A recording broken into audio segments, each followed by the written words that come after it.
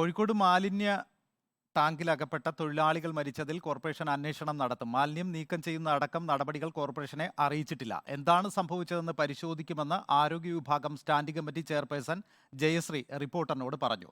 സംഭവത്തിൽ കേസെടുത്ത ചൊവ്വായൂർ പോലീസ് സ്ഥലത്ത് ശാസ്ത്രീയ പരിശോധന നടത്താനുള്ള തയ്യാറെടുപ്പിലാണ്.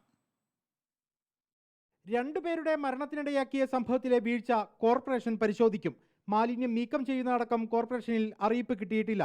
വൈദഗ്ധ്യമുള്ള തൊഴിലാളികൾ തന്നെയാണോ അപകടത്തിൽപ്പെട്ടത് എന്ന കാര്യം പരിശോധിക്കും. വീഴ്ച ആവർത്തിക്കാതിരിക്കാൻ നടപടികൾ സ്വീകരിക്കുമെന്നും ആരോഗ്യ സ്റ്റാൻഡിംഗ് കമ്മിറ്റി ചെയർപേഴ്സൺ. എന്താണ് സംഭവിച്ചത്, അവിടെ ഏത് രീതിയിലുള്ള ക്ലീനിങ് ആണ് നടന്നത്, ആരാണ് നടത്തിയത് എന്നുള്ള കാര്യങ്ങളൊക്കെ നമുക്ക് കൃത്യമായിട്ട് അന്വേഷിച്ചിട്ട് ഇവരുടെ മരണം വരാനുള്ള കാരണം എന്താണ് എന്നുള്ളത് നമ്മൾ അന്വേഷിച്ചിട്ട് അതിനുള്ള നടപടികൾ നമ്മൾ സ്വീകരിക്കും. അപ്പോൾ ഒരു കാരണവശാലും ഇത്തരത്തിൽ സംഭവിക്കാൻ പാടില്ലാത്തതാണ്.